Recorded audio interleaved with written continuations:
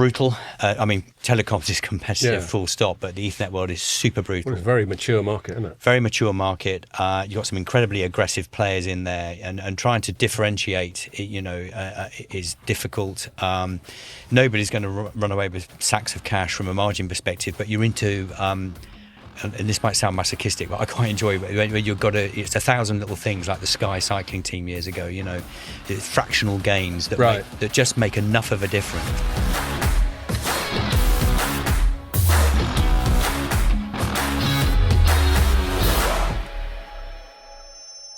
Hello and welcome to another Telecoms.com podcast. I've been out and about all week. Ian's ruining it by coughing from the start. Sorry. Thanks, Ian. I've been out and about all week. We have been. We have, with Pierre. But we're back. We've been to Gay Paris, haven't we, Pierre? Still allowed to say that? I suppose you can say it, but It's it's got a different. It was only ever meant as in happy. Yeah. Back when that word could mean happy. But that word's never used to mean that these days, is it? No, but it is a word I associate with Paris just historically. Anyway, you may have heard another voice in the background there. We've got returning guest, Lee Mile from Neos Networks. Welcome back, Lee. Thank you. Delighted to be here. There's no better way to spend a Friday afternoon. Well, we think so. Me too. And Lee's done well. He brought 8 beers. Oh, you brought 10 beers because you bought 2 for yourself. And you're drinking a beer that's got mango in it. Can you explain why that is? Yes, so I think we might have bored everybody with this last time, but I'm a celiac and I'm okay. I work all night and I work all day. For those of a certain vintage, it's Jubel beer. It's 4% only, so it's sensible, and it's cut with mango. Right. So I'm a little bit fruit and beer. Yeah, it wouldn't be your first choice. Pineapple on a pizza. It's very Belgian, isn't it? But because you're celiac, you've got to be quite strict about the gluten, and that happens to be the only gluten-free one that was in the shop, is it? It was the only in Tesco Express around the corner, so It's a little bit time poor today. I do apologise. I like the way it's got session written at the top of it. Yes. Session. That's just become anything that's about sub 5% now just gets session written on it. Sessionable. Like we need further invitation. Yeah. And I also noticed, I was looking at your beer, and on the side, it's got this handy little tip. It says hangovers hurt. Yeah. Has it got a guide to what to do about them? Drink more Jubel. Hangovers hurt. Enjoy responsibly. That's the guide. Yes. Enjoy responsibly. So don't have 10 tins of it. Yeah, that's why I didn't buy 10. And it's funny how those hangovers seem to hurt more and more. I don't know. I do. Well, the trick is, you saw me having my big load of sushi. Yes. Trick is, line your stomach, drink a pint of water before you get to bed. You're normally all right unless you've gone really mental. I had a festive turkey sandwich while you were eating your sushi. You should start with a kebab, like just straight up. Just straight up. Start as I mean to go on. Yes. Full doner for lunch. Right. We haven't got too long because I've got a hard stop because I've got a briefing with people who are based in the States and they apparently still work on Fridays.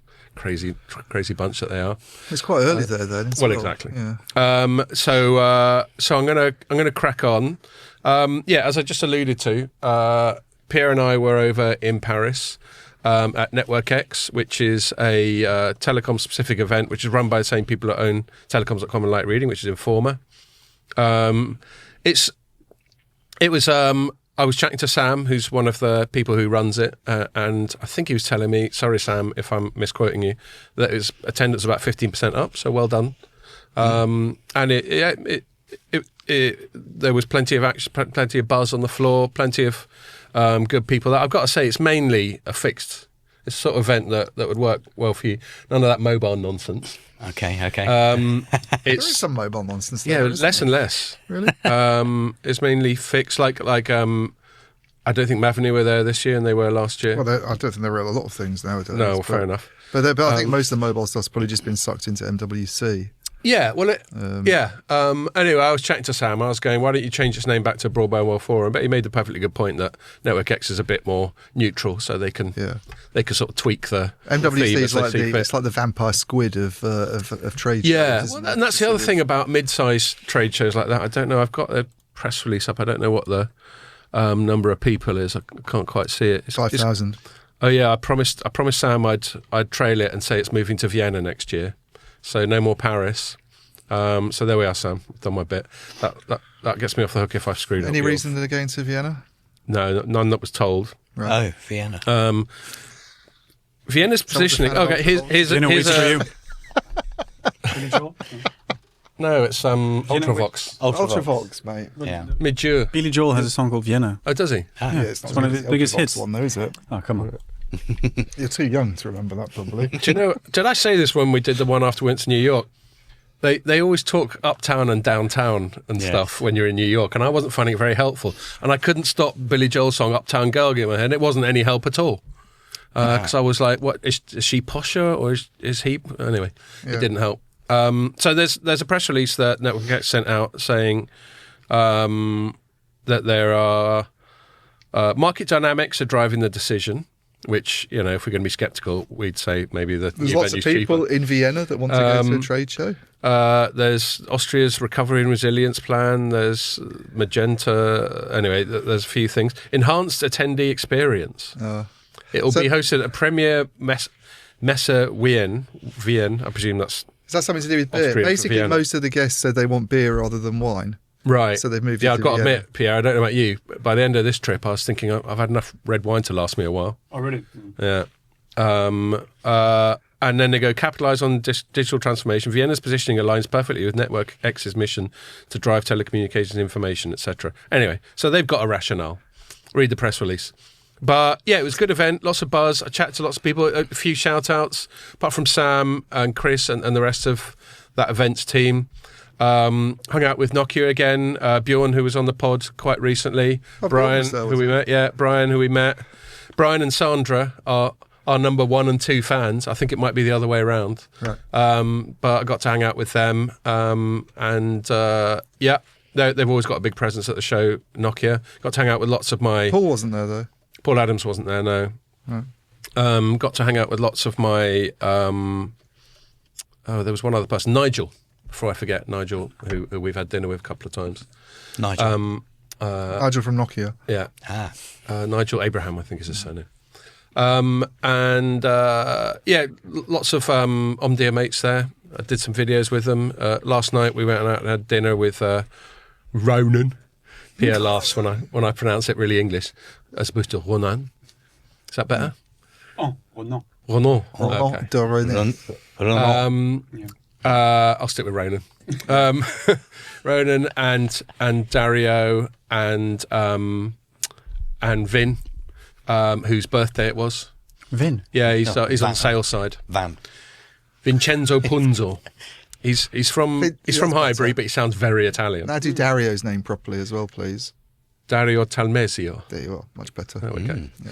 So, and plenty of others. Sorry, I haven't named all of you Omdia people that I hung out with, but they're a good bunch. And so, yeah, I enjoy it. It's a sort of decent sized event in so much as you can actually go and walk the show floor and bump into people and have a chat. Unlike Mobile World Congress, which is just so mental that you feel like you've been busy for a week and then you're trying to work out what you actually got done. Yeah. And it's apparently going from strength to strength, so good for them. That's all I'll comment on. Oh yeah, a shout out to our colleague Teresa, who I hung out with, and was definitely an enabler for some of that red wine I just alluded to. No, really? Yeah. Let's not forget, just 4 years ago, it was predicted that such events were dead forever. Right. Yeah. Remember that? That's true. What a prediction. Yeah. Who was predicting that? Was it generally like only ever mega events? Like digital platforms. I All think. the whole world was predicting, wasn't it? You had all these equity analysts coming out with. Oh, sorry, statements it's the about- pandemic thing. Sorry, Yes, I was apologies, slow. yes. No, I was slow to pick up on it. Yes, well, thank God. Given that the company that owns my company is somewhat dependent on them, I'm essentially grateful. Informer's that. tech stock went like the worst affected Fell off companies were like massively. airline companies and events companies. I mean, kudos to Stephen Carter. Yeah. Which is nice that I can say that because he's basically my ultimate boss. Yeah. That he basically sort of doubled down on the event side and went, no, it's coming back. He steered it through. So- He's obviously very good at speaking to the investment community, and he got a bit of extra wedge to get him through the choppy waters. I think people realized when they were in a way that they craved it then when they were gone. Well, there was that. There was that. I mean, I'm not surprised there was a good bounce back because people were. I mean, I remember the first few things I they were did. bored at home. Yeah, the first few things I did where people were out about, it's almost like we'd emerged from a bomb shelter, blinking in the sunlight. Actually, the first event we went, all the three of us together was Broadband World Forum. In Yeah, and Amsterdam. you went completely mad. Oh. Why? Oh, yeah, because they wouldn't let us in, yeah. Oh, well, that's fair enough. No, don't grass him up. I wouldn't say I wasn't going that. to grass him out. I wouldn't say completely mad. I would Don't say grass him up, excuse the pun. I was upset, yeah. Anyway. The power of human nature, right? We need each other. Yes. We've got to be in the We room. need to go out and have a giggle every now and then. Absolutely. And so it's all good. Right. So given that we're time constrained, unless you've got anything to add in, I'll just crack on with the No, I've chat. been sitting at home all week. You've just I've been hardly sitting at been home. out at all. Writing stories. Okay. So, Lee, when was it? Was it about a year ago? Was it more recently than that you were on? I think it was July last year. It was right. it was a balmy afternoon, as I remember. Okay, so more than a year. Just over a year ago. Yeah. Right, okay. Yeah, so a while. Why don't we start, for people who didn't listen to that and those few people in the world who aren't intimately familiar with Neos Networks, why don't we start by just reminding them what you're all about, and then we'll get into current chat. Sure, for that one or two out there that might not know. So Neos Networks, UK owner and operator of a fibre network. So we're UK specifically. We're focused on wholesale. We do have enterprise customers, but they are organisations that buy like a telco. So it could be a bank, for example, amongst others, research institutes, etc.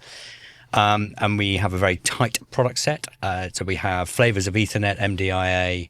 What's MDIA? So managed direct internet access. Okay. So that's providing a lot of the underlay for SD-WAN deployments, for example. Okay.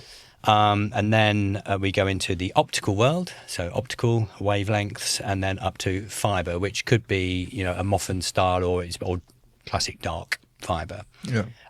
So those are our, pretty tight on the products. I've asked this question countless Yeah. times on this podcast, and for some reason the explanation hasn't stuck in my head. What's the difference between optical and fibre? So optical is lit. So that's the difference. Yeah. So fibre. But it's still using the fibre substrate. Yeah. So when you so if you sell dark fibre, you're literally so you've got a cable in the ground. It's got potentially hundreds of fibre pairs, and another carrier comes along And sticks their gear at either They end put of it. their opticals on, and then they put their, Okay. yeah. So you're saying that you do the sort of the lit all the way through Yeah. offering, or just Yeah. the dark fibre for you Yeah. to do with as you see fit? or at the other end of the spectrum, you're down into the Ethernet world, which is brutal. Telecoms is competitive, Yeah. full stop, but the Ethernet world is super brutal. Well, it's a very mature market, isn't it? Very mature market. You've got some incredibly aggressive players in there, and trying to differentiate, is difficult. Nobody's going to run away with sacks of cash from a margin perspective, but you're into. And this might sound masochistic, but I quite enjoy it when you've got it's 1,000 little things like the Sky cycling team years ago. It's fractional gains that that just make enough of a difference. And if there's some value there, it's worth pursuing. Yeah. So which is the fastest growing out of those three at the moment? So for us, but I'm going to talk a little bit to shift of emphasis within the company. But optical is really coming back for us, and it felt a little bit as if we'd. Before I arrived, it felt as if we'd sort of inadvertently opted out, so to speak. It wasn't a conscious effort; there's just the focus wasn't there. And what's the classic customer type for optical? Well, so it could be, that could be either a mate. So sometimes you would get, you might get one of the big 4 or 5, for example, or it will be another telco, and also Big 4 or 5 what? The hyperscaler types. Right. I wasn't even trying to name them that It's like, closely. stuff going between data centers. Yeah. So data center to data center is where those big, and what's interesting there is we're seeing, and in those worlds, Ethernet, but also optical. One of the things you've got to try and be super effective at is bringing your customer base with you on the bandwidth increase, the upgrade, so you don't lose them during that. So we're starting to see some uptake in 400G. Right. So it's quite early, so I wouldn't want to put it out there that it's suddenly become some fantastical thing that's happening every single day. Because Sienna and those guys are on about 800G, aren't they? But is that just like as a sort of, because they're always getting on about it on earnings calls, like we're the only guys who do 800G at the moment, but no one's actually. People are buying it but not using it. The kind of in that world, you need to put out there. They have to market in that way, don't they? Yeah. It's a little bit like auto manufacturers, particularly if they're a bit higher end. They put out these fantastical concepts. Yeah. That some flavour will come out at some point. It's like the Bugatti of optical, basically. 800G. But then I think what you're doing is you're building confidence in what you do on a day-to-day basis. It's a bit like the halo effect of a Formula One team. And at some point, that technology, a flavour of it, a variant of it that's less extreme, will come into your. But then you've got the brand cachet that comes with also having a dog's bollocks offering.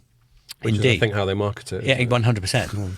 So for 400, but exactly that phrase. But for 400G is, it's sort of nascent, I guess you could say, but it's happening. Right. But you've still got plenty to go at, migrating. I mean, we don't play so much in the 100 megabit market is still there.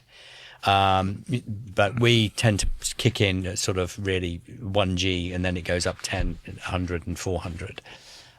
So brutal market, fractional gains, get the payback in a few months earlier. That all makes a difference. Smart partnering with people, particularly for the last mile. This is in the optic. This is not the optical. This is in the Ethernet world. The Ethernet, so we work with some of those altnets out there to get them integrated into our online self-serve portal. Right. So you will always have BT there clearly, but we create a marketplace there where you can pick your own tail provider. Right. The prices are apparent to you, what it looks like with provider X, Y, or Z. Take your pick, and then you hit the button, and then you've got an order underway end to end. It could be tail circuits both ends. So in the sort of fibre area, would you be working with some of the altnets that we see that are doing residential stuff, serving people like Scott and me? Would they be customers of yours? So altnets are customers of ours, but that's chiefly what we would call backhaul. Yeah. And this is where I think it gets quite interesting. So if you imagine, if you could have this sort of aggregate, how much connectivity was there into total UK households 10 years ago? So copper, ADSL, and so on and so forth. And it would be X whatever bits. And now, of course, we've had that rollout of fibre over the last few years, and we sort of caught up somewhat. Yeah. That capacity's gone up and up and up. I mean, for most of us, we're nowhere near hitting headroom on that if we've got 900 megabit contract on something that's capable of more than that, the fibre to your home, and you're chewing through whatever. You've got years of capacity there. But it's going up. And so what is that slightly to the point of the last podcast that I know you listened to, where we were talking about data growth trends and that sort of thing? It's one part of it, absolutely, because you're stuffing your home with things that are much more chatty, so to speak, from a digital perspective. And then, things are getting more and more rich. So I don't really keep up with TV technology greatly, but its definition isn't going to go down one way or the other, and other things come into the home, and multiple devices, of course, as well, as people sort of live separate lives within the house, sadly. But that's very true of my household. Indeed, ditto. Even if they're in the same room, sometimes. Yes, yes, because you're staring at different devices, 3 or 4 screens.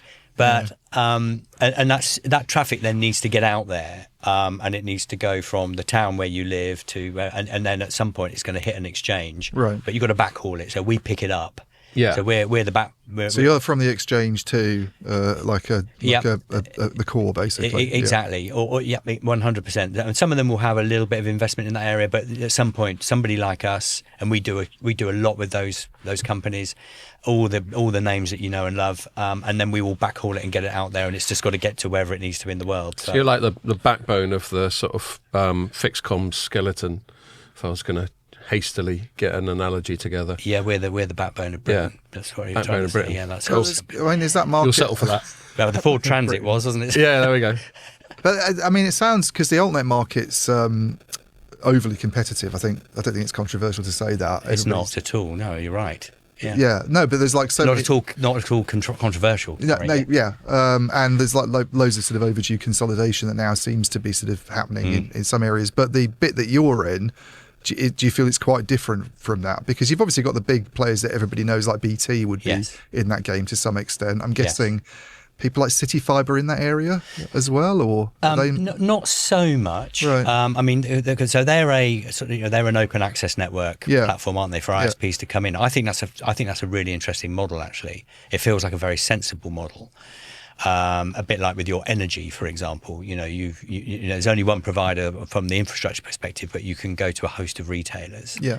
So City Fibre are sort of becoming that, dare I say, the SSE, like one of my investors, that transmission network, so to speak, of energy and transmission and distribution. So yeah, in our world, we don't have that same level of challenge of overbuild that they have. If you've got, I don't know how many we've all got outside our own homes, but but sometimes somebody can have 3 options. some people say they have 4. I don't know. 3 sounds okay, but it's when you hear about Point Topics reports saying some people have 5. I think. Yeah. Don't they say? Isn't there some critical thing where you've got to be able to serve about a third of the people you pass for it to pay? You've got to have about 30% take up to break even. Yeah, that's what I was thinking of. Yeah, which says actually, it applies 3. Yeah, any town only needs 3 exactly. And I think there, and also with 3, I mean, you can have BT. And probably, and 2 others that are going to basically keep BT honest. Everybody goes, it's going to be BT in the future, VMO2, or one of its next fibre type things or whatever, and then City Fibre. That's the kind of easy way of framing it, I guess. But and City Fibre would be your conduit for agile players totally. at the service layer, which I think is a good thing. Yeah. So that's on an infrastructure basis, I guess, rather than yes. But I think back to your maybe to your point, Ian. We're in our world. It's not that there hasn't been overbuild, but I think we're that all happened 20 or so years ago, really, or right where it really kicked off, and and a lot of that fiber's a couple of decades or so old now. Yeah. And I think I thought there was still quite a lot of fibre being rolled out. There is fibre being rolled out, but not like back in the day, if you will. And to some extent, we're rolling some fibre out with a certain project. But I think in our world, because it's a very it's a business that's very mature and you cooperate and whatever. So we basically complete the jigsaw with each other's infrastructure where it is effective and efficient for us to do so. Yeah. And therefore, that avoids a level of overbuild. Right. And I think very sensible. Yeah, but it is. And of course, the only if you overbuild and overbuild, then you're basically providing quadruple X times capacity for Y amount of traffic. Even if that traffic's going up, you're going to create an oversupply situation. Well, I think the last time I talked to you on the phone on a call was about a report that you'd done about sort of overbuilding the altnet market and the difficulty of altnets getting customers. I think that ended up being one of our most viewed stories for like months. For some reason, everybody went and looked at it, and it is consolidating, of course. And I think with that, and we might have touched on it back last year. Some people are going to get their fingers a bit burned, but what will happen is, it will consolidate to a number of players. I think that there will be enough choice for consumers, so that there's going to be keeping each other honest. I think probably in the incredibly rural areas where these people that I think are doing, frankly, fantastic work, and some of the areas of Scotland, you've got some providers there. It's almost more of a mission than a business. And I really take my hat off to people like that. Yeah, it's like digging the Panama Canal or something. It's societal investment, if you will, and I think that they might remain, independent. I think there's a possibility, because if they can get there and make it work, but a lot are going to be mopped up. Some of them are sort of actually are properly community based, aren't they? Where like you get those community pubs where everybody owns a brick. Yes, and it's like everybody's chipped in to do this fibre infrastructure. Was your story that went really big? Casualties of the UK's big fibre push may soon litter the market. Yeah, that's the one.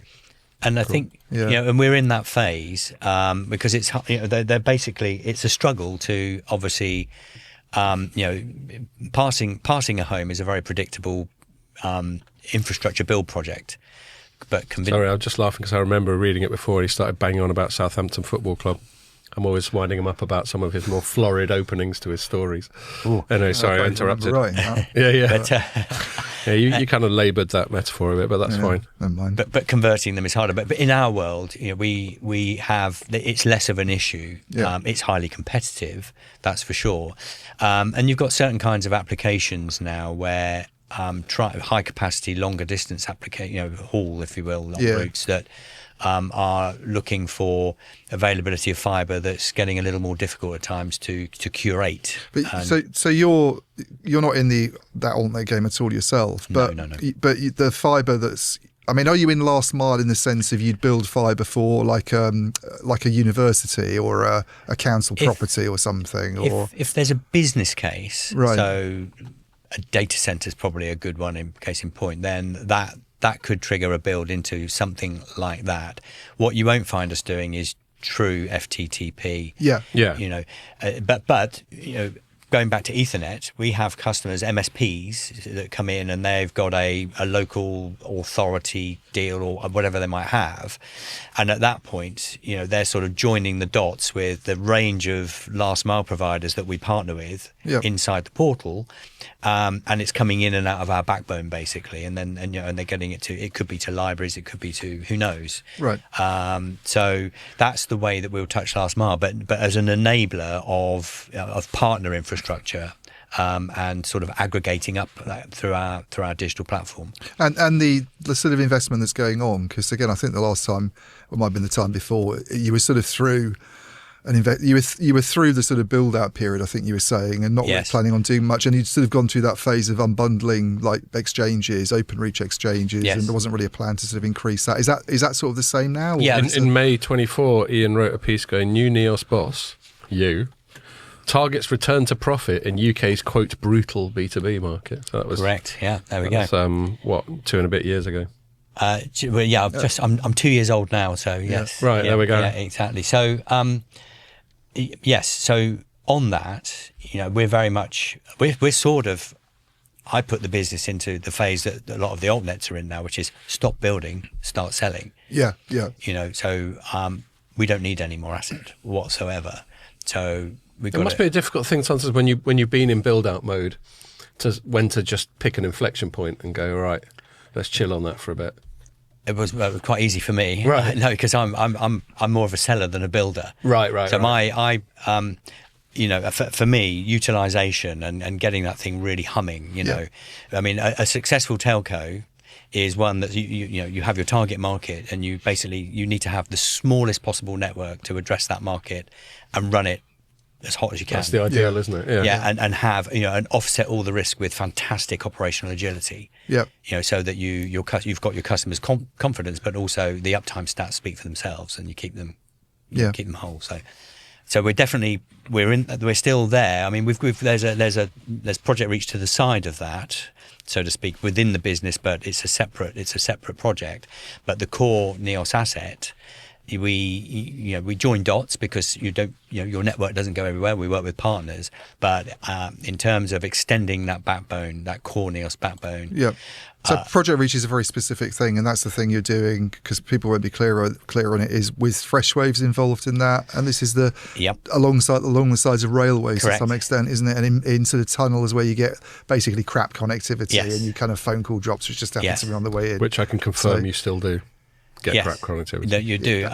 Other than the Elizabeth line where I was on 5G all the way through. That's true. Yeah, right. They've got that one right. I've still never been on the Elizabeth line. Yeah, I use that to get to Heathrow now. It's pretty good. No, it's excellent. But so that's started now. Project Reach has actually started. Yes. So we closed that in the summer, and there was an announcement on that was then concluded and signed, and. The genus of Project Reach, I mean, it's been around for a long time. I don't doubt, you'll have both sort of talked about it on and off, which is really that need, driven by Network Rail wanting to get fresh, high-performance digital infrastructure on its asset, so that it can then, go for new best-of-breed technologies to basically run a rail infrastructure company. Yeah. So all that good stuff that they use is comm, security, CCTV, scheduling. It's about a lot more than just onboard connectivity. Well, that's not linked. That part is not linked to onboard connectivity. So this is a little bit about signalling, CCTV, telemetry, engineering, monitoring, all that. So hopefully fewer signalling faults on the actual trains. They won't stop and use it as an excuse when someone can't be bothered to turn up. And I mean, I couldn't say that possibly happens, right? With my partner. I'd love it if one day we go, "I'm sorry, this train is delayed because we couldn't be bothered to turn up." Yeah, I've had that with a flight. Actually, they do say sometimes that we just don't have a driver. They say that of the staff as if it's somehow beyond their control. Yeah. You can't get the staff these days. Could you imagine? Yeah. Imagine if I was sitting in this room on my own. Was that? Ian and Scott didn't turn up. Well, actually, we haven't given a shout out to your colleague who's in the room, Ruby. Welcome, Ruby. Yes, hello, Ruby. Yeah. Sorry, where were we? I derailed us. Ruby's here to keep me on the straight and narrow, you see. So right, and chuck stuff at you when you start going off piece. Every beer cans clanging off Lee's head. Every CEO needs a minder, right? Yes. So that's the idea. So we lay. It's a 16. There's 16,500 kilometres of railway line in the United Kingdom, and so we basically have an agreement where we have the rights to lay fibre along all of those 16,500 kilometres, right? And over time, and some of it's more commercially attractive than other areas, obviously. And we work in partnership with Network Rail, so sometimes they will have a need for something to go somewhere that might be ahead of the commercial need, but we have a mechanic where we can work together to make that happen. Just to be clear on the Freshwave piece, so they are a partner in this project with us. So Freshwave have got, in the agreement, there's a list of tunnels and stations where Freshwave will put in infrastructure that means it's ready then to hook up to an MNO network, right, and provide a signal throughout they're that all tunnel, about, or even it's all neutral host, isn't it? Those correct. Stuff? Yes. Yeah. That's what I was going to say. So he stole my thunder. Sorry. And so that's So that's that part. That's the kill the conversation briefly. Indeed. That's sulking. That's where the consumer connectivity piece comes in. So we're laying infrastructure trackside. Yeah. But the infrastructure you're laying trackside, which you were saying like signalling and all this stuff, but could that be used by people who've got nothing to do with rail at all, potentially? Yes. So what the agreement has is we're the builder of that. Network Rail take a portion of that connectivity of that infrastructure, for their connectivity needs. Yeah. We have a long-term, decades long-term agreement to commercialise the rest. And so, we have, that could be with our existing customer base. It could be other carriers, etc. Whoever it might be. So that will get commercialised over time. So it could be. And I've probably asked you this when it was being announced, but you could have MNOs potentially saying, well, this is a good opportunity now maybe to put more connectivity in near railway lines where it's not been very good in some areas, even when you're not in tunnels, And 100%. And if they see it as an opportunity, and I don't have a deep understanding of sort of what represents strong commercial opportunity for MNOs necessarily, because they've sort of got all their customers, but I don't doubt they're in pursuit of trying to provide a better experience and be at the top of the pack, so to speak. But it would do, I guess. If you're whizzing along on a train, merrily looking at sheep and dales, and there's no signal, and we put the fibre in, then there's the potential for something to happen. Yeah, it's going to be experience driven, isn't it? It's not like there's more money to be made, I guess. But if they're going to leave you because you haven't done anything and Vodafone 3 has, then that was something that came up quite a lot. Network X is companies like Airties and Apricom talking about Apricot. Well, actually, I made a little joke when I was chatting to them because they were all wearing branded orange T-shirts, and I was like, "Is that because that's that apricot colour? Is that because you're called Apricot?" And it hadn't occurred to them. They're like, "No." I was like, "Oh, well, it's a good thing I told you. Now you can make out like it was deliberate." You're a secret marketing genius. Yeah, exactly. Now just say yes now.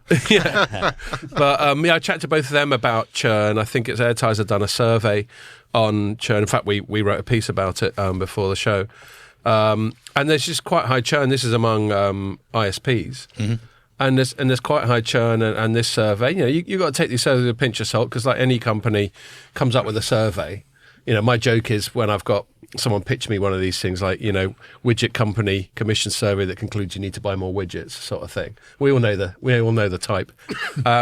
But there was some interesting data points in it. And a lot of the churn is service quality rather than price was what they got from it. And obviously that's where their interest is, because their offering is to optimize Wi-Fi service quality. But that doesn't mean it's not true. Anyway. Yeah.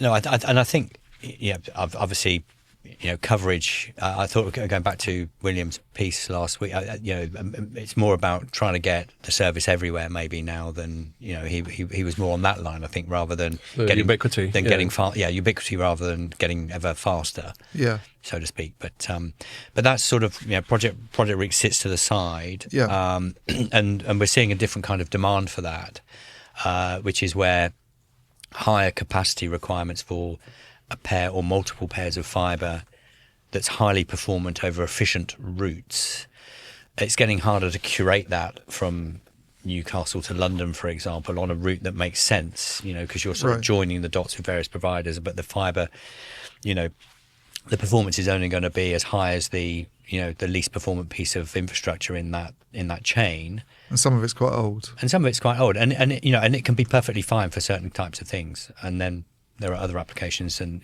demands and levels of SLA where it isn't necessarily so suitable. Yeah. And so there's a lot. So you can get blamed for somebody else's kind of like crappy link, basically, because of the interconnection. Well, if you're joining the dots, and we have a lot of infrastructure, but we do join the dots, and you have to be able to you've got to take a deep understanding in the quality of what you're putting into the solution.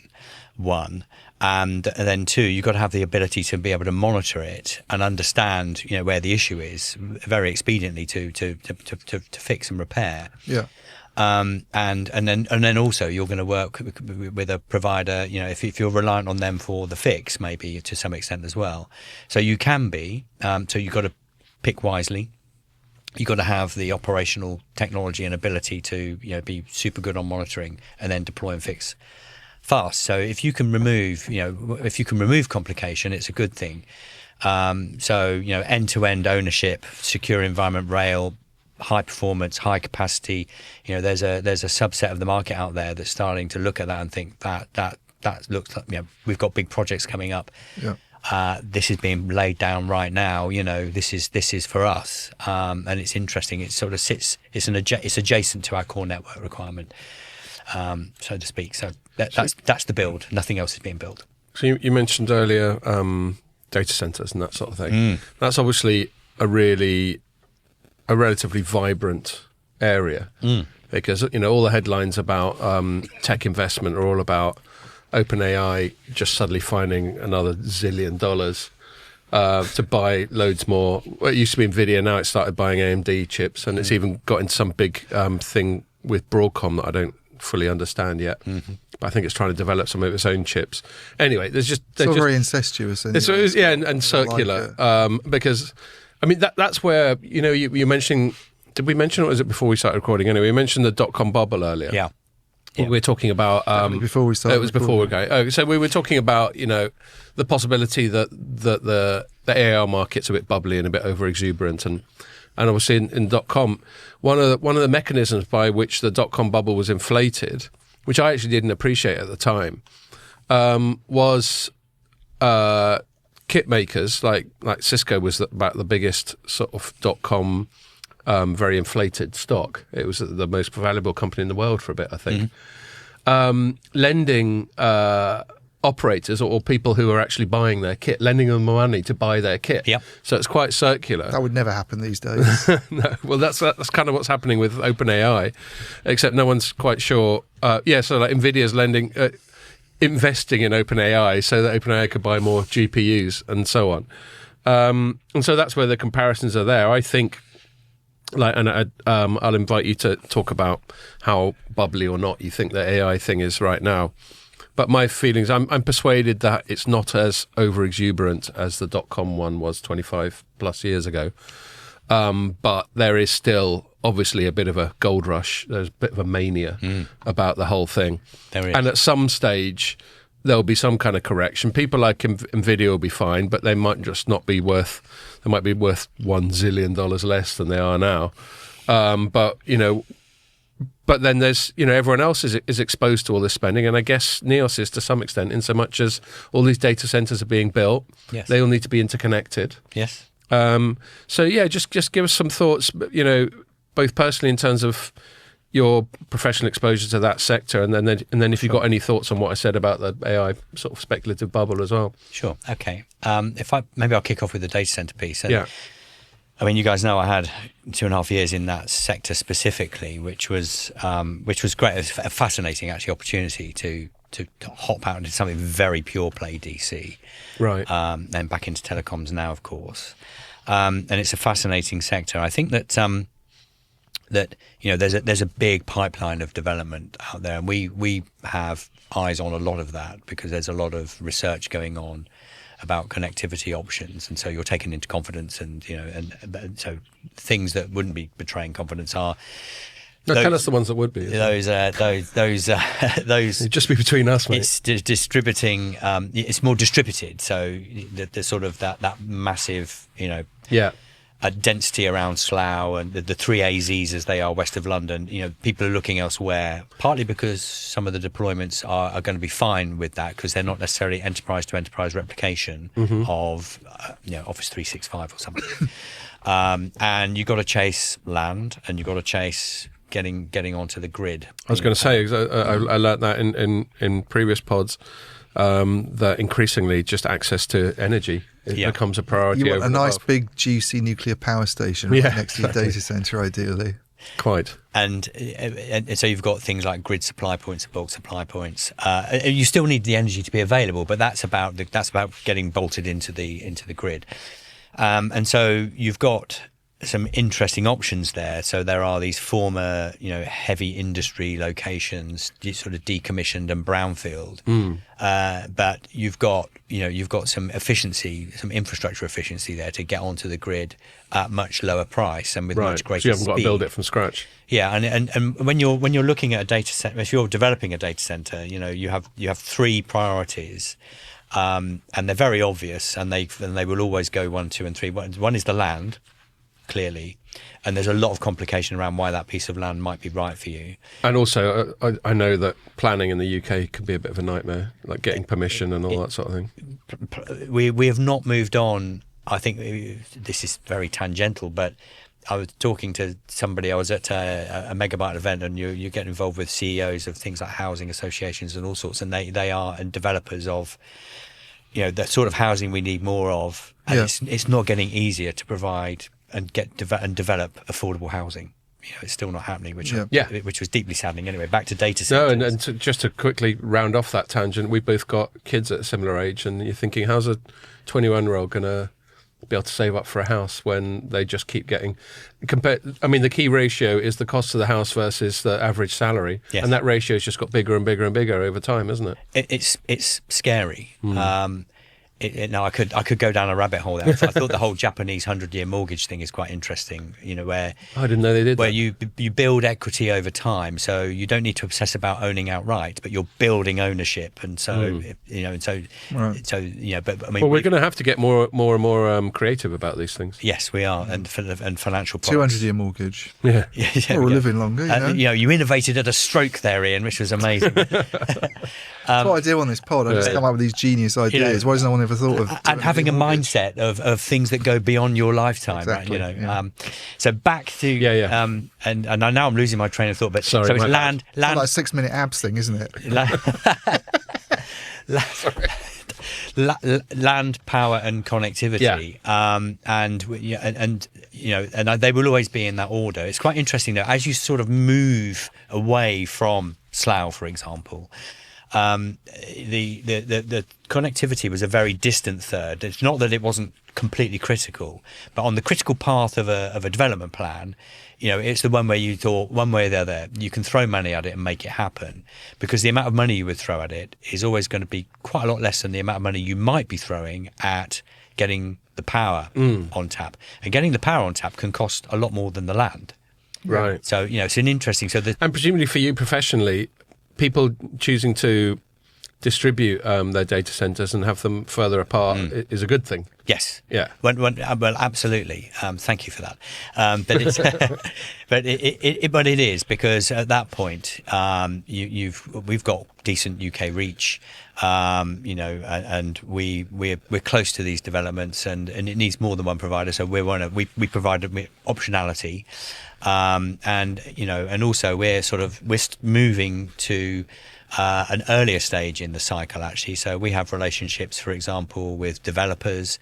We even have relationships in the real estate world. So they want to put it in straight away, basically, when they're at the planning stage. Is that why you would be involved quite early on? You'd be involved quite early on. So they need to, the whole longest pole in the tent phrase, And so the thing with it is that connectivity, the potentially the length of the connectivity pole can become quite long, and that's why it starts to get closer as a closer third to the second that is power, and then the cost goes up. Yeah. It would be a hell of a stretch for the cost to sort of start looking at like some of those energy connection costs.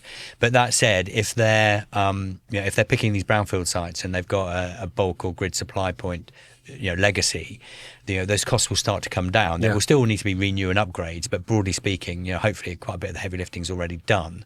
So, I mean, there's been loads in the press recently about like companies. That's not just Nscale. That's one that Scott and I met them, so we like to sort of throw it out there. But your new friends, our new friends at Nscale, yeah. But since we met them, they've taken off. I'd never heard of them when I met them. Yeah. People should meet us more often. I reckon. Yes. But like the hyperscalers and some of the other companies, CoreWeave, these they're all sort of and there's a lot of announcements coming out of Starmer because he seems to want to sort of pin his name on AI and make the UK a big deal for that. But you read the press reports, but do you see that quite tangibly sort of flowing through quite quickly into stuff that you're doing on that side of things? You do, yes.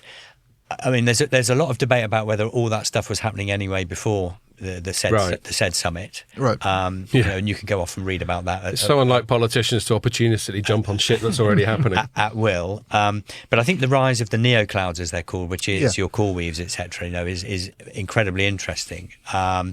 The hyperscalers are still very much in the mix. Some of these folks have found, it would seem more specialist and effective ways of making, huge blocks of GPU capability more large language model friendly for your particular large language model. So they can provide a bit of specialization in making that's how Nscale described it to us, exactly that way. It will make it behave. Your large language model will be different to mine or Scott's, for example, due to your business requirements. And so these guys and CoreWeave, they have this ability to make it a much more optimal deployment. Right. And I guess we all have to hope. It's quite generic if you're getting it from a sort of Microsoft or an Amazon or a Google. It's a lot more kind of, Yes. It does this is what it is, and it's meant for millions of people, and you're just going to have to be happy with it. I think you're sort of, I guess, more or less throwing your large language model onto effectively a GPU as a service platform. Yeah, and there's not inconsiderable complication with that, but somehow these folks are doing something which. My experience in this area, if I go back to when I was involved with the IaaS back at Interroute, and you're looking at how hypervisors behave, you've got that, here's your hardware, here's your hypervisor, and then you're orchestrating, and then you've got this manifestation of virtual machines. So I think this is sort of it's in that hinterland there somewhere, that layer where... One of those software rectangles that we see on those PowerPoints. People that CoreWeave occupy. I love a software rectangle, mate. Words like Kubernetes written on it. Yes, exactly. There we go. That's a nice one. Yeah. But so they clearly have a part to play. But as you said, there's this quite circular, this ecosystem or circular situation, whatever term you want to use, that is coming into play where the money's mobilizing to fuel the demand from the provider of the hardware, for example. Yeah. There's also another emergence here, which we're starting to try and map this out in our world, where you've got very different players. So you've not only got CoreWeave, but you've got other players that are optimizing or involved in touching that world of AI. They're very technically enabled and very technically aware. And our job really is to understand, one, what relationships do we need to have with them? And two, have we got to start thinking about how we need to present this network to them, and how do we need to make it available to them? What are you seeing in terms of you were talking a bit earlier about 400G, but the pipes that are sort of being put in, I know it's a word Dean Bubbly hates, but use it anyway. Every time we use it, we mention Dean. The pipes. He'll be flattered. The pipes that well, shout out to him. I was hanging out with him in I saw loads of his Paris posts well. actually. Yeah. LinkedIn, He doesn't like the pipe term. He doesn't like the pipe term for some reason. I don't quite know why. He considers it. I think he considers it a bit of a crude analogy. He doesn't really like metaphor, I don't think, Dean, to be honest with you. So he's a very literal so I'm chap. probably really unpopular with him. But but the pipes that go between the data centers that are specifically being built for this sort of the neo cloud ones, but even the stuff that the hyperscalers are doing. What do you, because you've been in that game, what are you seeing in terms of what that's doing to the traffic levels? And there's all this talk about AI's impact on traffic and where it will show up in the network. The perception is that it is in that bit, really, where the large language models are being trained, I guess. But yes, so you've got to get you've got to get your data into the large language model for training, clearly. So that's a massive aggregation of data that can come from disparate resources. So ultimately, its main aggregation point will be at whatever the facility is where the LLM is running and training. Yeah. And then you need to deploy inference. And edge is another thing we can park just for a second, but out to whatever the edge might look like at this point in time or for the foreseeable future. And then, of course, that inference is interacting with users, and it's picking up intelligence and so on and so forth. It will go back to the mothership, the LLM, and then you'll retrain, and you've got sort of an up-versioning, if you will, of inference. So that's right. That's I guess a reasonably constant and iterative process that generates traffic. There's a term, I think it's called data velocity, which is about this much higher frequency of creation and movement of data and analysed and reanalyzed and put back out there, coming back in. Right. And we are seeing an impact there. So we all know, for example, that there's a large cluster of facilities in the Nordics sucking up cheap green power. Yep. I think Nscale's got some stuff there. Indeed, and some of the stats up there are quite eye-watering. But there's traffic coming in on the eastern seaboard. Large amounts of it. Right. And it heads down and it comes down south. So it's fair to assume that that's driven by, not exclusively by AI at all, but it's growing. One would imagine that AI is adding to that because it's billions of parameters, isn't it? These the LLMs themselves. It's like a ridiculous amount of. Well, it is, but and I wish I could remember the source now, so I'm going to get fact checked to death by somebody out there. But I read, which is fine, of course, but I read something. Ruby's taking notes. That about that and this is probably out of date now because it was about 5 or 6 weeks ago. But that the largest LLM out there had the equivalent number of neural pathways or whatever of the brain of a mouse. Right. So if you imagine the really heavy lifting that these things are doing right now. And you sort of think, wow, the mouse is pretty dumb. But actually, a mouse brain is doing a lot of things like surviving, feeding, procreating, regulating the body of a mouse. There's a lot going on. There's just not a lot of top-level thinking. So a mouse could write a GCSE essay then? Well, basically. If it's all that it had to do, Ian, then probably. And if it had opposable thumbs. But the point being is, there's this arms race for superintelligence, which is when basically AI goes beyond the capability of the human brain. Yeah. And of course, what that LLM is doing, that LLM is only undertaking very specific defined tasks as opposed to trying to stop being killed by Rent-A-Kill or whatever, and find its next piece of cheese. So and it's not learning. Again, these mice they'll be born with a certain degree of instincts to scurry around and do mice stuff, but they also have to learn. Mm-hmm. And over the course, because there's a very Darwinian thing, because the ones that don't learn quick enough end up getting killed. Yeah. So there's a very Darwinian thing and a learning thing. And people talk about machine learning. That's a concept that's been around for quite a while. Yes. But I still don't get the impression that, I think this is relevant to what you were saying, but also to the general more hype bubble side of things, that these things aren't thinking. No. And they're not learning in the organic sense, in the organic brain sense. Well, at the moment. Yeah. No, exactly. And the extrapolations are all very utopian. It gives the illusion that it's thinking, but it's just guessing the next word or the next pixel. Yeah, and it's using patterns. It's using maths. Yeah. Whereas we're not necessarily we don't even understand what's going on up there most of the time. But it's not just straight up maths. So neuro scientists don't, do they? They don't really understand the brain very well. But, I did a complete tangent. I was listening. I can't remember what it was. And it named itself. Someone kind of weird. I think it was on a podcast. Someone came out with a factoid that said there's more connections in the human brain than there are atoms in the universe. Right. And I had to think about that, and I thought, well, that's got to be bollocks. How do we measure because, that? I mean, there's got to be at least one atom in each of those fucking connections for starters. So that just sounded like bullshit to me. Atoms in the universe. Yeah, I mean, maybe I'm misquoting atoms in the universe because it just goes on and on, doesn't it? Yeah, we have no idea. I don't think we don't really I'm know going to Google it, okay? Yeah, do that. I mean, I could have misremembered it, but it seems something that was just more connections. Well, I'm sure atoms came up. But they don't even understand how animals' brains work properly, to be honest with you. Right. Like someone rescued some... this is a real tangent now. Sorry. It's a tangent upon a tangent because we were doing a mouse tangent to start with. There was some footage of someone who brought up some beavers in their house that had been rescued basically when they were babies. As you do. And so never trained by their parents to sort of build dams, which is what beavers did. And they were building dams with clothes in the corridors of the house. They were running off and getting like jumpers from the bedroom and putting them and damming up the corridor. And it's like, where does that come from? Completely innate behaviour. Yeah. Did you find out whether I was talking shit? This is why you listen to the Telecoms.com podcast. It's the funny thing. The tangents kick in after a couple of beers. I'm going to read the AI summary, ironically. Yeah. The statement is a common misconception. While the human brain has approximately 100 trillion synaptic connections, which is an enormous number, it is not greater than the number of atoms in the universe. Well, of course not. Yeah. I know, that but couldn't be right. It's like saying we use 10% of our brain. That's also balls. That came to you from a large language model somewhere. Right. So retrieving the tangent. Yes. So we've got all this stuff going on, all these parameters that Ian was talking about, but a lot of that is at the training level. Yeah. And the training level happens locally. Yes. And it's the inference where we're tapping into that model and deriving insight from it. So the training level, when you say locally, is obviously centrally wherever that centre might be. Yeah.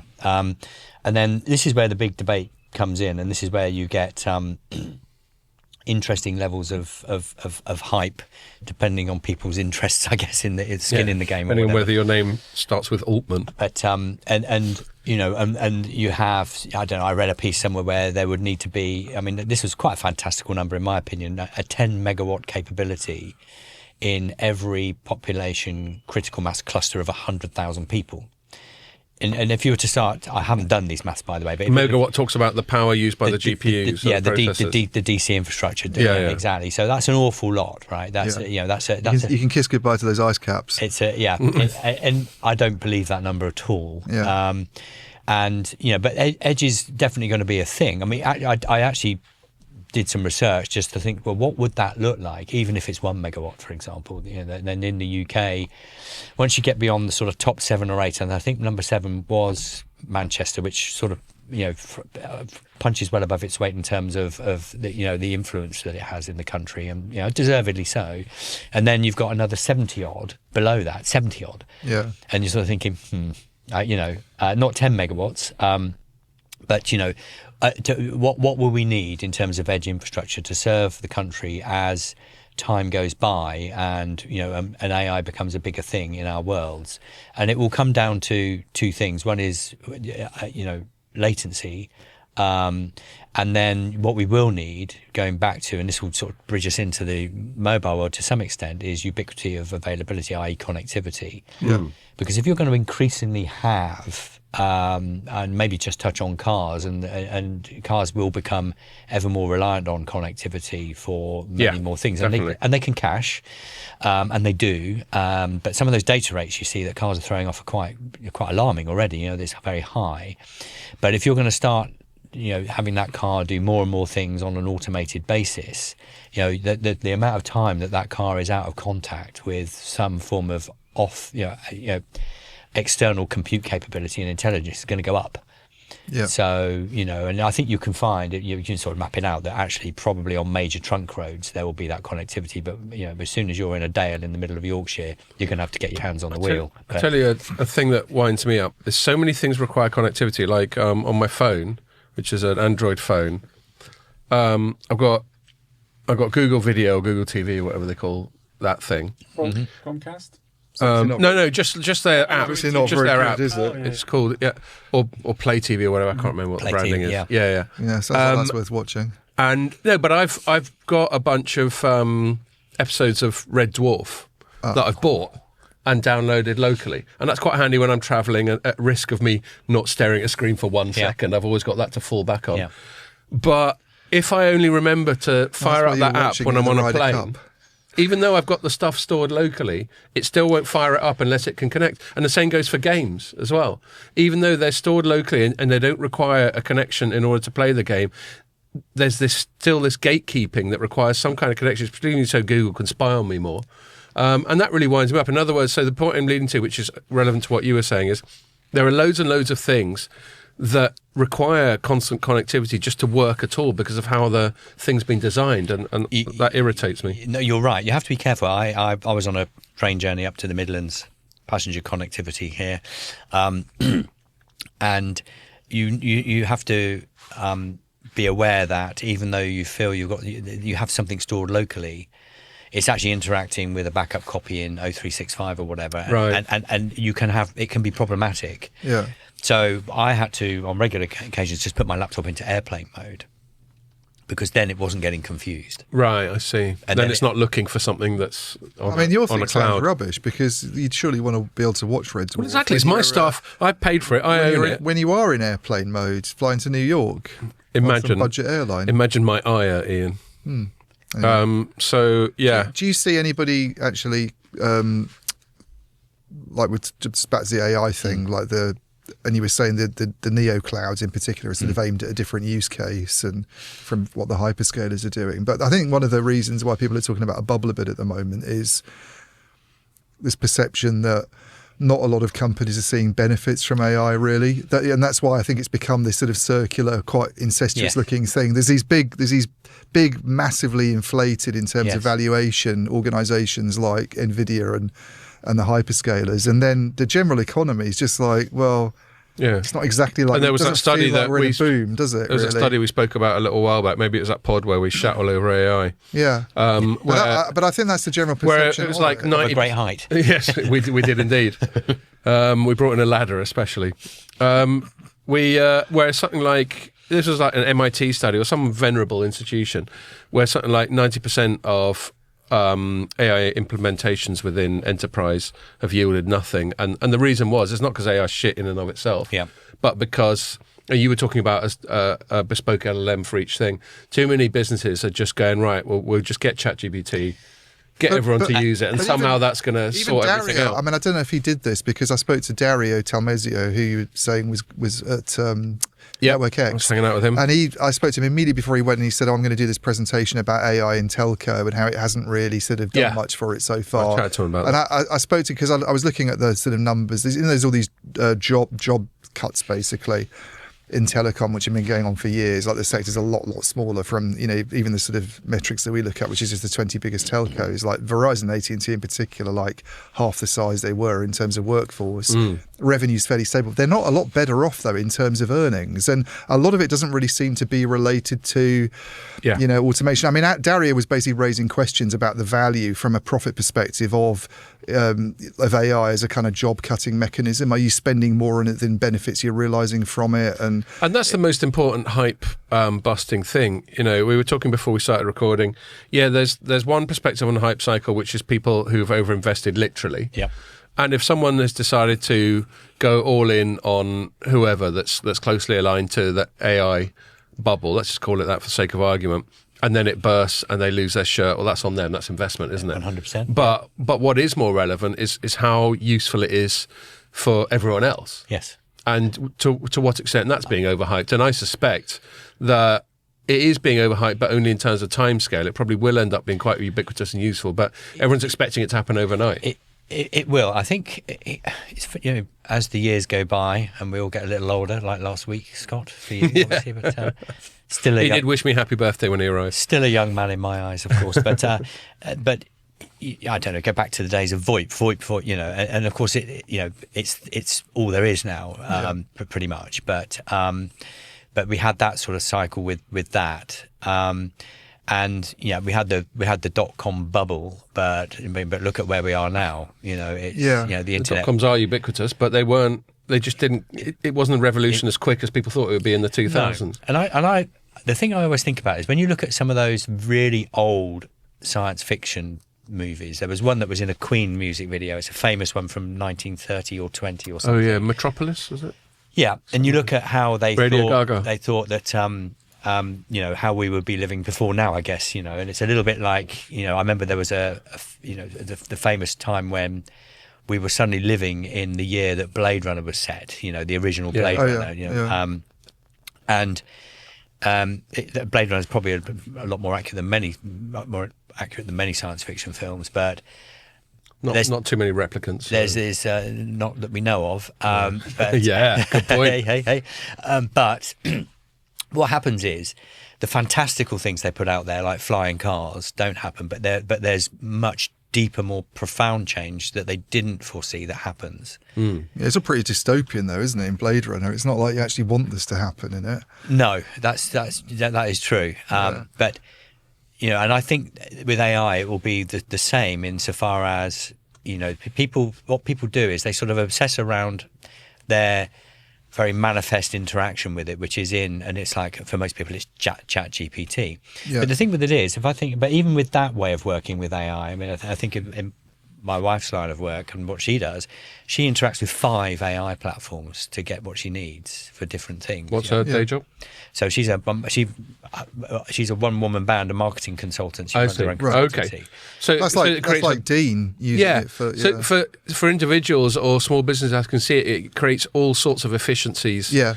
And semi-automation, which means that you don't have to hire more people and all that sort of thing. I can see all that. Well, maybe you couldn't even hire someone. I think that was the point that Dean made, is like if I can use the expensive version of ChatGPT to sort of generate some reports that are actually okay. Yes. And if I was going to get something like that from a person, it would require me to hire someone and pay them 40 grand a year or whatever. Yeah. You have that. You have translation. You have graphic creation. You've got you need a different LLM. Really, I mean, ChatGPT can do a lot of things to an okay level.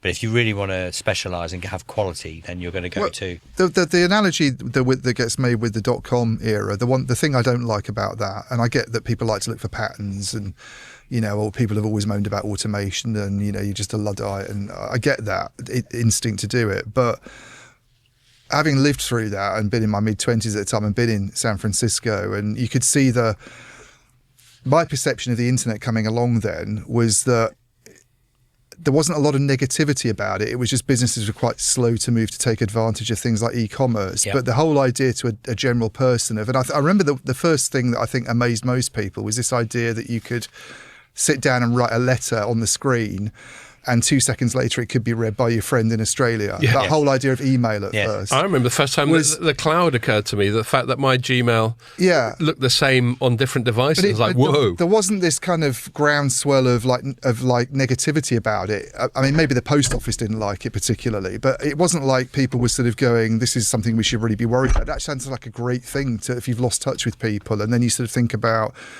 like retailers. I don't remember there being a perception that retailers are necessarily going to be worse off from e-commerce. It was just presented as kind of like an omni-channel thing. Yeah. Whereas the conversation about AI that's happening at the moment is that it's quite people are really concerned about it. Yes. It's quite sinister. And educationally, it's a big concern. In terms of job losses. I don't even mean just in terms of job losses. I mean in terms of what it does to people's brains, what it does to people's over-reliance on.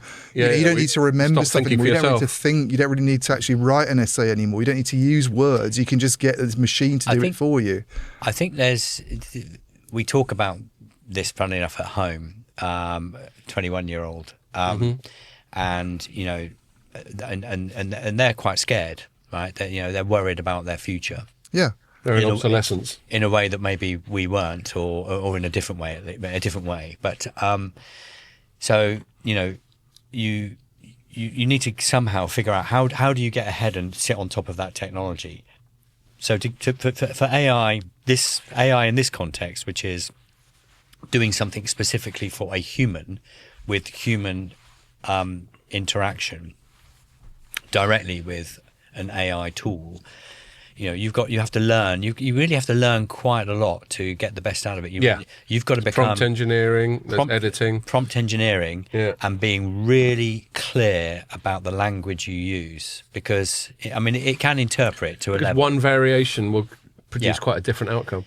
And then it's figuring out, and then of course, if you took the human away, the AI just sits there waiting for the human.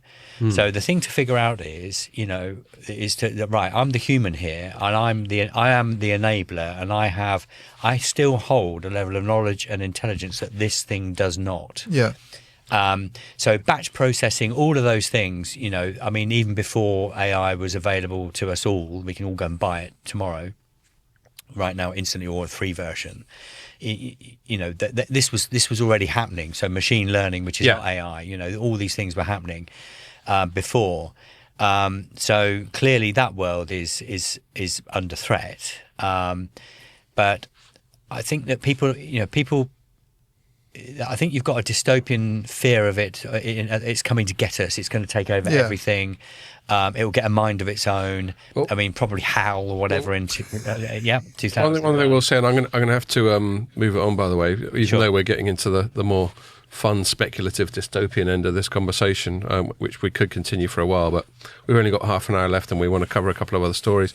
The last thing, when you were talking about the AI just sitting there waiting for an instruction, well, that's where things like agentic come in. Yes. And that's where it does get more dystopian, because you start to empower this thing to be even more autonomous. And so that's where I'm inclined to still get a bit dystopian right now, if I'm honest. You do. And I think what you've got to do there is you've got to write very clear, you've got to give it clear instruction and very clear rules. So you can imagine, for example, I don't know, fault resolution between two network organizations. An agentic AI to agentic AI is in the room, right, and sorting it out. But you need to be very clear on when it needs to call for help and say, human, come and get me, because I'm beyond my remit. And there need to be guardrails. And my concern is those guardrails will end up being agentic AI as well. But anyway, that's a whole different fucking rabbit hole. It is for me, and at the risk of sounding like an old Luddite, which I'm not. But for me, I am. I'm quite, the thought of having agentic AI and well managed, but there's going to be a very well paid human being ready, to jump in, and I think that's that. It's hard to imagine that never being the case. Now, well, hopefully, but the temptation will be to automate more and more, because that improves margins, because you've got to employ less people. Indeed. Before we move on to the next topic, do I have time to drink my second? Yeah, totally. I was going to ask you. Beer cut with mango. You just ask for them whenever. Yeah, there's no. I was going to offer, but you've done well to ask. Okay, let's move on. The other news part of it is going to be very much the Ian show, because because I've been travelling, I haven't written any, I don't think I've written a thing all week. Right. I've also been keeping an eye on it, and I've been chatting to my team and approving story pitches and stuff. Yeah, no, fair enough. But I haven't actually written them. So I'm going to say, I think an interesting thing that both our sites, both Light Reading and Telecoms.com covered, was this announcement that Vodafone made that's been pending for years, hasn't it? Yes. What do they call it? Project Spring? Well, it only got called. I mean, Project Spring is pretty much what they call any kind of network upgrade. Okay, well, you take it from there. What is this announcement? Project Spring is is the name, I think, even back in the days when they used to have a 45% stake in Verizon, didn't they? And they sold that, and then with the money they got from it, they did the first sort of Spring network sort of which is a network investment back a really long time ago. So they've this one. It's got to be at least something. This one only got called Spring 6, as far as I was aware, like in the last couple of years. But the first, what it is, and it just got talked about as a big site tender at first. And I first got wind of it, which is, I think we were probably the first people to report on it, actually. Was back in 2019. Right. At the TIP event then, TIP being the Telecom Infra project, this sort of Facebook-led thing to, you had a bit of behind-the-scenes chit-chat and you got early on it. It wasn't that behind the scenes. It was Iago Tenorio, who was head of network strategy for Vodafone at the time, is now Verizon CTO, but he was, he's like one of the top 3 people at Vodafone on the tech side. And he talked about it on stage a bit, and then I did an interview with him afterwards at the show, which was in, I think, Amsterdam that year. And they presented it as this more than 100,000 sites across Europe and Africa, and I think the number got increased to sort of 170,000 eventually. Would you, for a sort of like site tenders come up, and you take the opportunity to replace vendors potentially, and they were dissatisfied with some of the things that happened in 5G, and they were kind of dissatisfied with vendor selection at the time. And they were probably rattling the cage to get discounts and stuff. But this is also around about the time when honest, this all ties in with the whole pushback against Chinese vendors thing, obviously, that was going on at that time. Yeah. So one of the reasons Open RAN's become such a big deal is because the telcos worry that if they can't use Chinese vendors anymore, then they're going to be left with only Ericsson and Nokia. Yeah, which gives them a shitty bargaining This is all position. RAN, by the way, obviously. Therefore, it's like a duopoly and they want optionality. So that's kind of the motivation for Open RAN to a big extent. And then they did have an option, didn't they? Because Samsung came along. Well, Samsung I'm kind of feeding the story here. Yeah, but Samsung was, even then I think they were saying that Samsung was kind of their favourite other vendor and the one that kind of ticked most of the boxes when it came to complying with the things they wanted from Open RAN. But the whole thing was, I mean, it's 2019, it's now 6 years ago, this big site refresh, it was going to happen soon. I can't remember when he said they were going to do it, but that was the big sort of news from that TIP event. And then COVID came along and sort of disrupted it and it got delayed for obvious reasons. And then it just seemed to carry on getting delayed and everybody's waiting for when this announcement's happening. Mm-hmm. And then, by the way, in the interim, they sell Vodafone Hungary, then they sell Vodafone Italy, then they sell Vodafone Spain. So even then, then they go and merge with Three in the UK. And it eventually, it's supposed to have happened. I mean, it was supposed to have happened ages ago, like the start of this year, but for some reason the announcements are only just coming out now in the last sort of few weeks. So, but from what I was told earlier in the year, that people actually knew what they got and what they hadn't got back in sort of February, March. Okay. They were going to talk about it, I think, at MWC. It's almost like it's been for some reason they kicked the messaging can down the road. And I don't think really they wanted to say anything at all, Vodafone, by the time they actually took the decisions. I think it's all become a bit of an embarrassment. So that's the biggest thing I wanted to ask you about is the messaging, because I got the impression that some of the messaging was a little bit chaotic. Some people went earlier than expected on announcing that they got a bit of it. So talk a bit about the messaging. The messaging, I mean, so after Tenorio had done his thing in 2019 at TIP, they're pretty much the main cheerleader, I would say, for Open RAN in Europe was Vodafone on the telco side. Yeah. Definitely. And they were definitely and they had the CTO at the time was Johan Weiberg, who'd come from Ericsson, and I think he's involved with Cohere now, who we have a lot to do with. Indeed. And who've been on the podcast. I think he's on their board, but he came out with a statement that by 2030 they want it, and they still say that holds. This 2030, we're going to have 30% of sites across Europe are going to be Open RAN compliant. The Open RAN market has not really evolved in the way that Vodafone would have liked. It's not become this, I think that's for all sorts of reasons which we've talked about on this pod and we're not going to go into now, but it's not turned into this. You've got lots and lots of options and there's lots of the optionality that you didn't have is all of a sudden there. It hasn't happened that way. So you've really only still been left with Samsung as a new player that hasn't been used very much before, and then you've had sort of Ericsson and Nokia making a sort of accommodation with it, varying degrees of enthusiasm, bits of the portfolios in each company becoming like more Open RAN compatible. I'd say Nokia is probably the one that's perceived to be a bit more compliant really than Ericsson is, and then so I think it got to the stage where when they did eventually get round to sort of announcing the results of this thing, which they talked up a lot. I mean, even in the annual report last year, they were still talking about 170,000 sites. Yeah. Annual report last year, by the way, is published in June, I think, and it's kind of for the financial year that's ending kind of March 2024. I just think that it got to the point where they didn't really want to say anything at all. And the main takeaway from Project Spring 6, sadly, is it's a lot less than 170,000 sites. They're not talking about site numbers. You said lands with a whimper. Yeah, and it's basically we're not really doing anything. So it's more or less status quo in terms of vendor mix. In terms of, I mean, I noticed a lot of the other reporting on it was like, oh, Ericsson's won Project Spring 6. Oh, Nokia's done one in Project Spring 6. I mean, they're kind of not quite right. The main message from it really is the footprints that all those companies had across the different markets in Europe isn't really changing. And I think the thing that would shock the kind of Huawei opponents, so it becomes quite geopolitical, and it's probably one of the other reasons they didn't want to make a big message about it, is that Huawei's not, I think some people thought Spring 6 might lead to them doing something about getting They might Huawei just get ahead of the politics and go, fuck it. Other than in countries where there's been a really hard line against Huawei, which includes the UK, like you've got to have it out of your radio access network by the end of 2027, there's not a campaign so where they're not being forced. Huawei. Where they're not being forced, they're not necessarily taking out Huawei. I actually got told by a source that Huawei's slightly increased its share of the footprint as a result of Spring 6. I think that must have been partly to do with some stuff it's picked up in Africa, where I've got less insight into what's going on.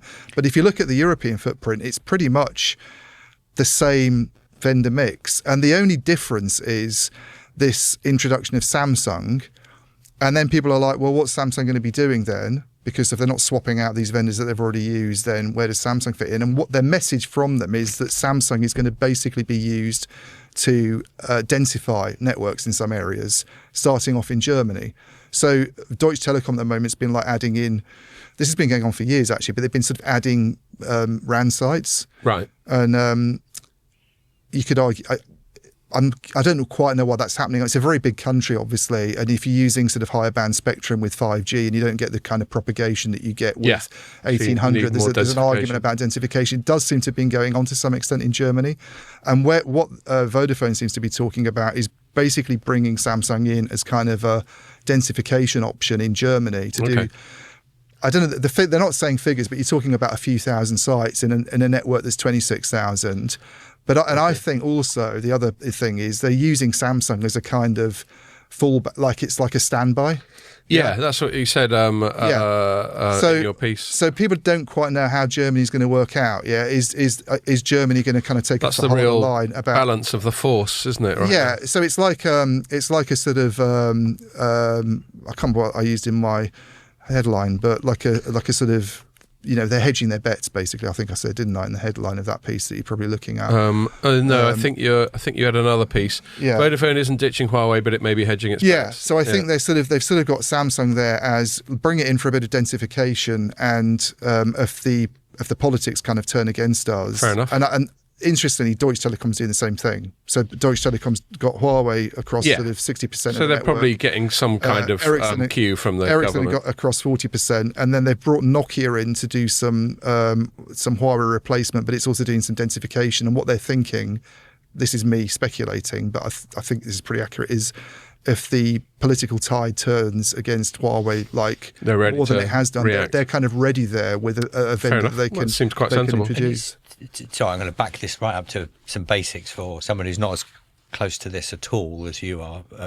But that Project Spring is about bringing Open RAN capability across many, many sites. No, it's not. It's Project Spring 6, which is the latest one, is just a site refresh. Okay. So you put your base stations in and they're going to last, 7 to 10 years? Yeah.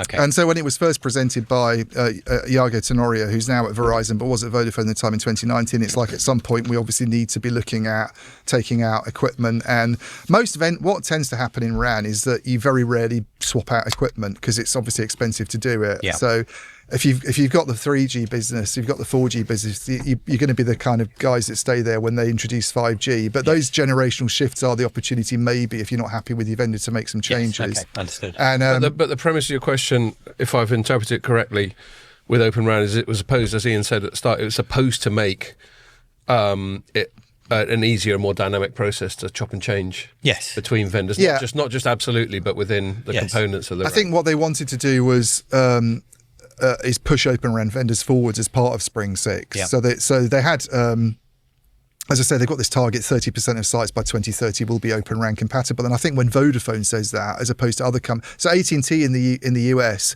we're an Open RAN player now, but it's all Ericsson basically. It's just that they're compliant with Open RAN, whereas Vodafone's always had this thing that it has to be different players, because if you just carry on using Ericsson and Nokia and it's Open RAN compliant, then where's the diversification kind of thing? So I think that Vodafone's probably been a bit disappointed that the Open RAN market hasn't worked out the way it has. They're very happy with Samsung, and by the way, I'm not criticising Samsung. I think from all the feedback I've heard about Samsung is that they're a great company, a RAN company, but that's the only one they've got, and they're not really doing a swap out. They're basically just talking about some densification. And obviously Samsung's bigged this up as this is a massive win for us because we're coming into a European network for the first time. And but I've got another comment about that, and I'm going to have to move it on soon. I will give you the chance for the last word. But just as the recipient of press releases and me sort of remotely keeping an eye on the news flow while I was travelling, I used the word when I was sharing at least one press release, which was FOMO, fear of missing out. Yeah. Because I think with one tranche of the news, I think I got the impression that Ericsson kind of crashed the embargo a little bit. I don't know if there was an embargo, but Ericsson got its news out about its piece of the action before other people, and then I felt like Nokia and Samsung were playing catch up and just going, yeah, we got some too. No, they didn't crash the embargo, right? But so there's 4 companies involved in like the radio access network.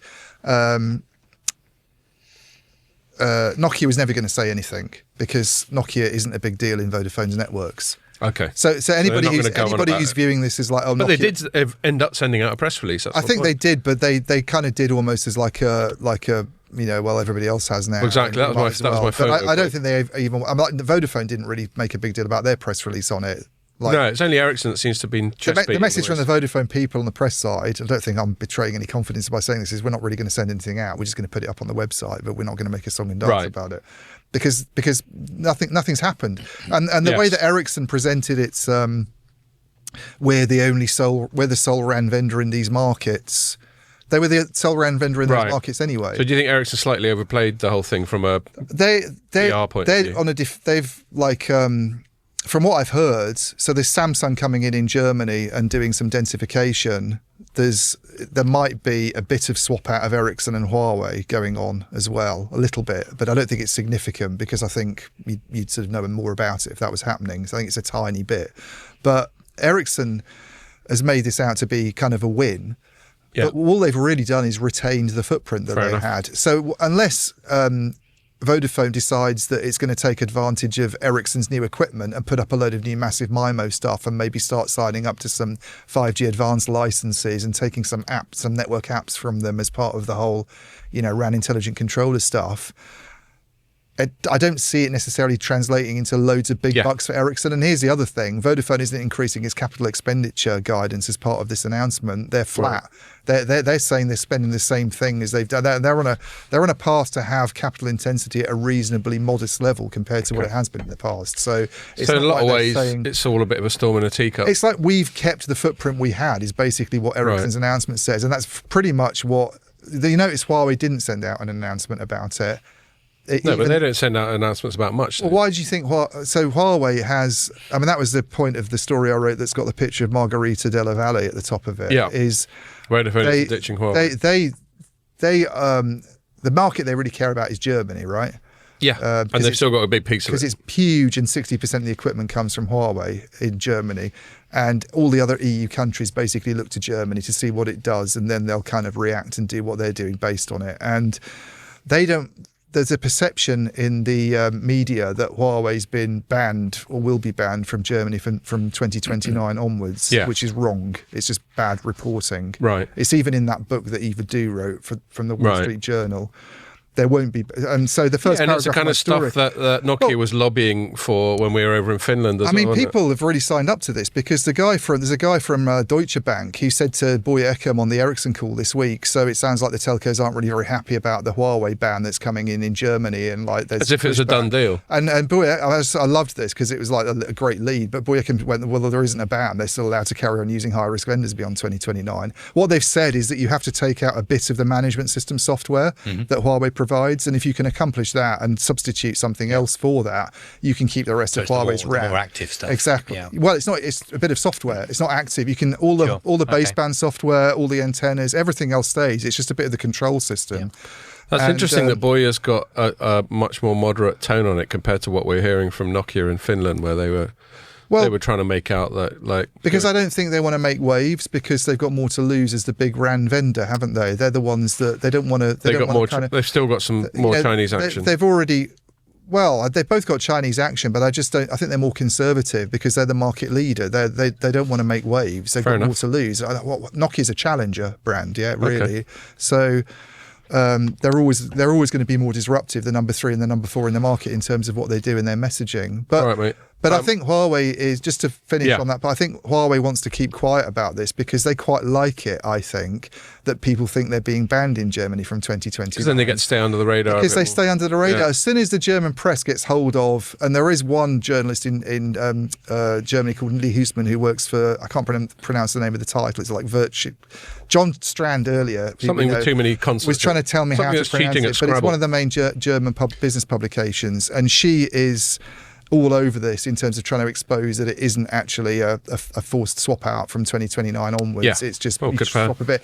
But Huawei stays under the radar. Nobody makes a fuss. Let's just keep going as planned. Yeah. As soon as anybody gets annoyed about it, can't fault that strategy. Yeah. Makes my world of battery refresh in the UK feel very small. Okay, so very quickly, we've only got 10 minutes max left. Ian, I'm going to pass the ball to you again. We've been talking about Ericsson. Yeah. No, I nearly always cover Ericsson's quarterlies, but again, I was travelling and otherwise disposed, so I didn't this week. So why don't you just give us a very quick top line, what came out of Ericsson's latest quarterlies? Yeah, I mean, I think you said, I don't know if we'd started or we hadn't started, but it's like flat No, sales. we haven't started. It's flat, slightly down sales, and it's higher margins. And the problem with them on the revenue side, which we talked about loads before, is that the RAM market's in a slump. It's gone down. I've got a button. I'm always joking on the pod that I tease you about your opening paragraph. And I'll stress, when I'm teasing him, I'm saying it from a point of admiration. I like your rhetorical flourish. But so you're talking about flat sales, and your headline is Ericsson says world is flat amid US gloom and keeps cutting. And then you start off by banging on about Columbus Day for a bit. Yeah, well, it was this week, wasn't it? Yeah.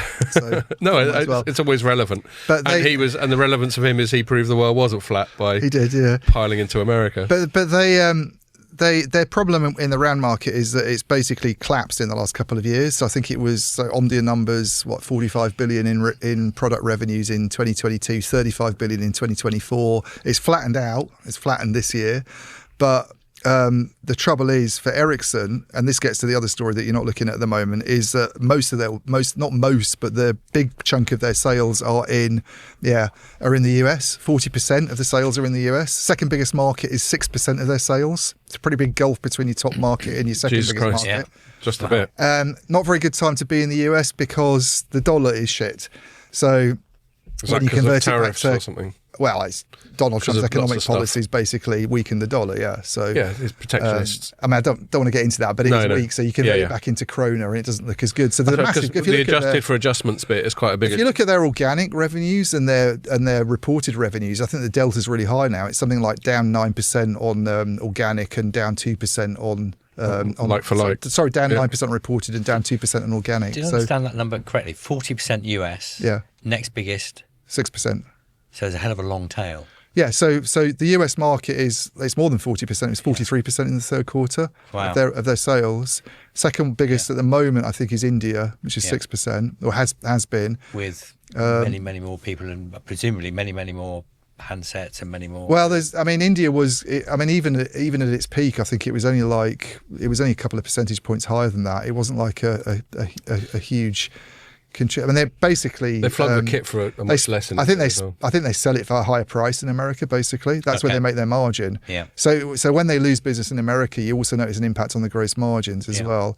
Okay. But because of the currency situation, they're kind of being quite hurt by the fact that a lot of their business is in America.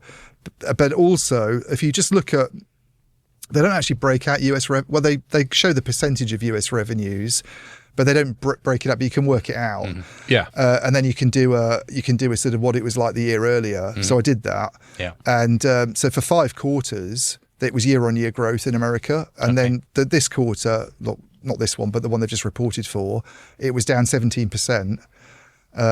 Partly because they have these year-earlier comparisons when you have a really good period, and it was like a great year last year. They picked up this AT&T deal, and it slowed down. So it's not like they've done anything wrong.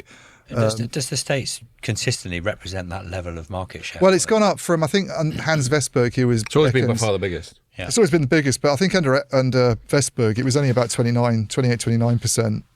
It's now 44%. I'm just astonished at that gap. But is there another vendor then that has done a better job in India, maybe? Or? They're good in India, Ericsson. No, it's not to do with them not being good in India. It's just the size of the market. India's obviously a big market, but they just and as I say, India's been a bigger contributor to revenues in the last couple of years. It's the reason India's not that high now is it's like they've kind of done their 5G rollout, and they're not really spending any money. Yeah. But even at its peak. It was nowhere near. It wasn't. It might have been up to 12, maybe, but at most, it was never more. You can guess that they're almost. You can guess that they're almost selling the same kit at half the price to India as they are in America. But you've got that. I'm sorry. these are very basic questions. I'm fascinated. I'm fascinated that you've got the most populous country in the world, with appreciating there's a range of wealth, if you will, or whatever, and money to spend. But you've still got, you've got a huge middle class in that country. You do, and these numbers normally dwarf the US. Yeah. So I'm sort of, I guess I'm trying to, I can't even begin to compute your point about them not doing well in India, they're not as dominant in India as they are in the US, for instance. So they're a really dominant player in the US at the moment. I don't know, you probably you heard about the when they came in and basically swapped out Nokia. So AT&T, they're basically AT&T's only vendor, really. On the RAN side, and that's a huge company. They're massive in the Verizon network. They're massive in the T-Mobile network. But it sort of plays to you, doesn't it?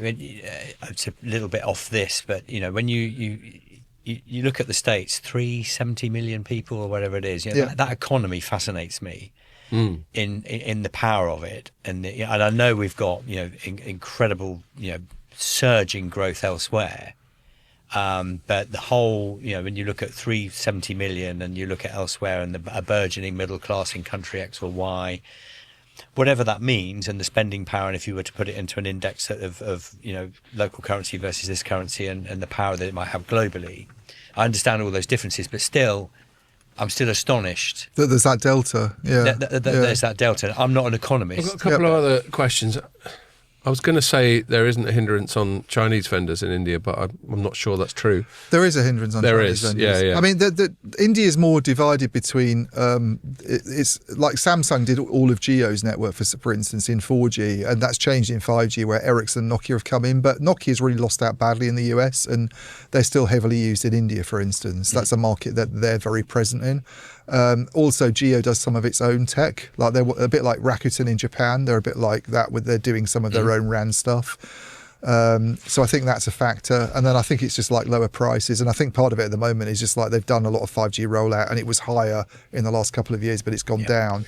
And I don't think the rollout will be as comprehensive. I mean, I imagine a lot of the rollout, and this is pure guesswork, by the way, a lot of the rollout will have been concentrated on conurbations, and they weren't bothered so much about the and they'll probably come back and there'll be some plan to do some hinterland stuff. Even with that, my very simple thinking is those conurbations, which I was sort of, I've only been to India once in my life. It was a fascinating experience. They've got some big ass cities, exactly, and so you think even with those conurbations, just the heft. I mean, it's a good question actually for them. Maybe next time I speak to them about because a lot of it's to do with how many sites you have. Like China's a similar sized population to India these days, obviously, and yet most of the reason that people want to be in China, and that which is kind of the other angle to the second story I wrote.